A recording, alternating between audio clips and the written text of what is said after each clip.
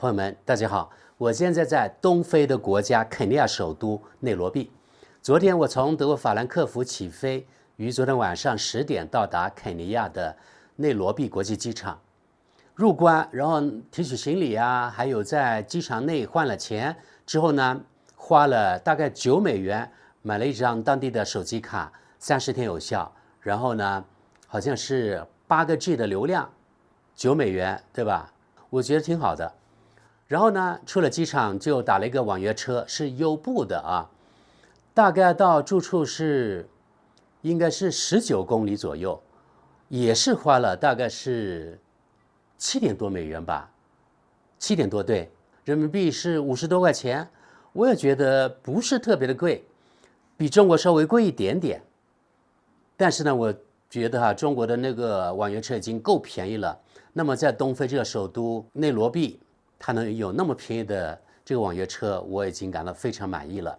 当然了啊，在中国的网约车一般都是电动的，而且很多都是比较豪华的配置啊等等，与这个东非国家肯尼亚的这个网约车完全不一样。我昨天打到的呢是一辆日本铃木的最小款，真的特别特别小，目测它的那个年龄至少有10年以上了，反正比较差，可能连空调都没有吧。不过呢，肯尼亚这个国家很怪啊，也不是很怪吧，就是与我们很多中国人认知不一样啊。比如说东非这些国家，肯尼亚、乌干达、卢旺达等等，因为它处在这个东非高原，它的海拔有1000多米，所以虽然在赤道啊，它比较凉快，有点像昆明的天气。我觉得这点与我们中国认知很不一样。我们很多中国人认为啊，非洲是热得要死，否则他们怎么脸会那么黑，或是怎么他们会变成黑人呢？其实这是一个错误的认知。不过话说回头啊，昨天呢，我是坐了网约车之后，花了7点多美元，然后我觉得特别实惠，然后到达这个民宿啊，已经是午夜了，它是自主入住的，我觉得特别好，所以呢就不存在什么那个房东还是什么酒店要等着我这个问题。因为是我昨天到达，然后呢午夜到了这里，我今天早上大概是6点钟起来，在街上去走了下，拍了一段给大家看看啊。我是第一次来这个国家肯尼亚，所以呢对这个国家之前一无所知。等一下我给大家给大家看看我刚才拍的东西，是早上6点多，然后呢现在我拍摄的时候是早上7点半左右。看看街景，然后呢再给大家看看我花这$25这晚上入住这个民宿，大家觉得怎么样呢？给大家看看东非国家肯尼亚首都内罗毕的那个街头啊，现在就是我住的附近啊，这些人纷纷上班去了，我估计现在是早上5、6点钟。这应该有吃的吧，不知道能不能够随便拍呀。这里应该是个大的一条街道，然后呢这里应该是有点像中产阶级还有普通人住的地方，外表还不错，不算特别差。看看街上走的人，就这样咯，在扫地。现在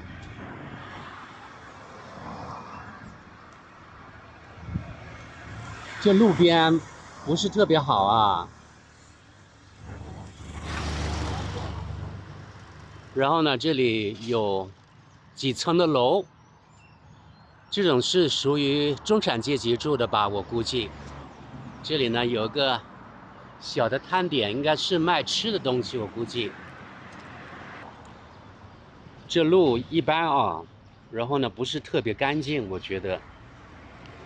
还有他们的店呢，你看是用这个铁丝网围起来的，估计呢怕人抢劫吧，估计这样啊。这种估计小巴，我估计啊，你看人家是扒在外面的，用手呢把它扶着。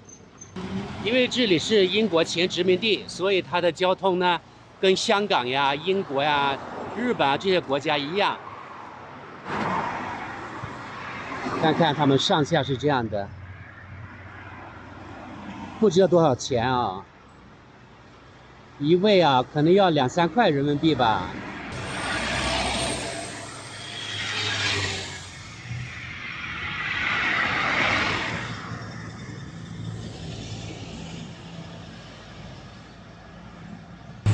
巴士啊，颜色特别的鲜艳啊。那种小巴你看也是，中巴，颜色特别鲜艳。这日本的啊，巴士都比较旧啊。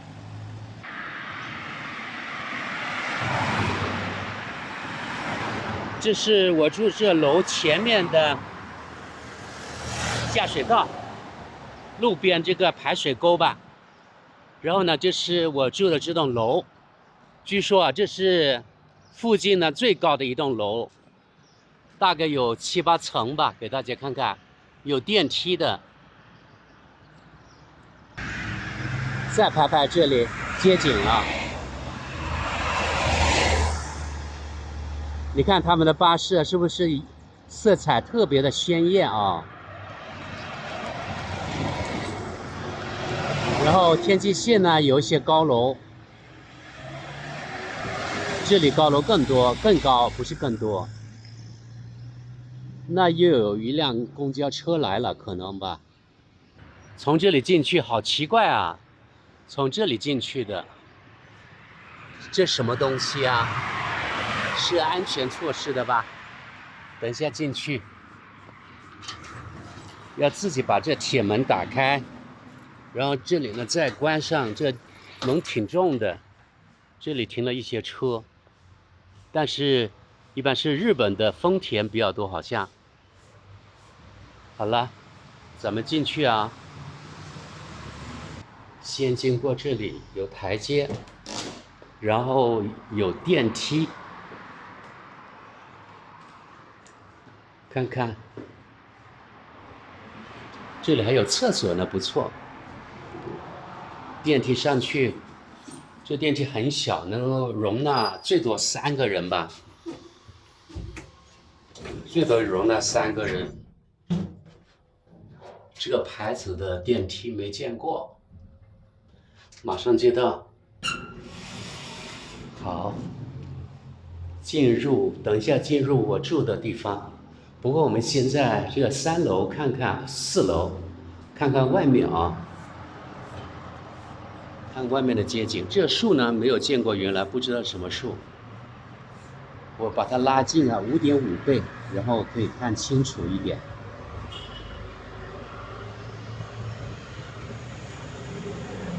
看看后面的天际线。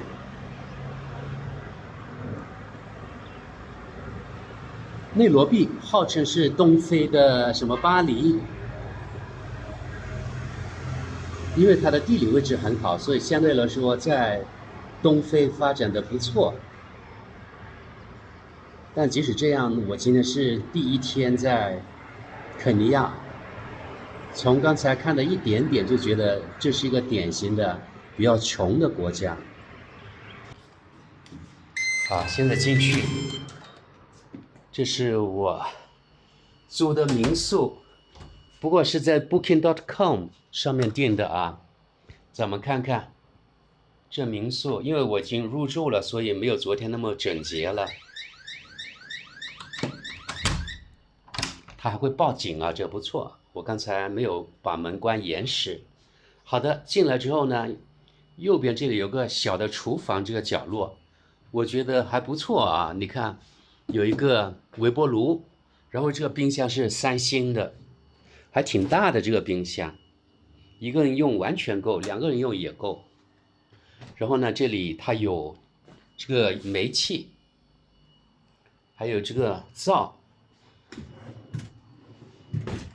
这东西我觉得还可以吧，能接受。然后看看它有什么餐具啊、锅碗瓢盆啊，都准备了，切菜板啊也有，然后各种调料。我还发现呢，他准备了一些咖啡，也不错啊，还有茶，油盐都有，还有杯子啊、盘子啊、碗啊都有，所以相对来说啊，像这种民宿之类的吧，还不错的。另外我发现啊，它的这个装水这个瓶子啊，它是20升的啊，你看它的形状很特别哦。我原来是以为那个被压扁了，但应该它是这个形状，我从来没有见过。然后我们看看这个后院里面它的这个景色怎么样啊？你看这栋楼还不错，从外观来说，它有围墙的，一般人进不去，所以我觉得这一带应该是属于中产阶级住的地方。我发现我们整栋楼好多呢都是有密码锁的那种，相当于是民宿啊，自己可以自助入住的那种，所以这带相对来说条件还不错吧。然后呢，有巨大的区别就是下面这个院子啊，很脏很杂乱，很多碎的石头之类的。看看另外这边啊，大概就这样子了。好，我们再看看这有一张桌子啊，一把椅子啊，还有这床。床呢，它还有这个相当于蚊帐之类的，有蚊子。然后呢，这个电视我还没有试过，比较窄，它的面积不大，但是还可以吧，反正有个厨房啊，然后提供饮水还不错。哦，对，它提供了这个烧水壶，反正这个饮水啊，也要把那个水烧开，我才敢喝，因为在这种地方不小心也会闹肚子的啊。好，我们看看洗手间吧。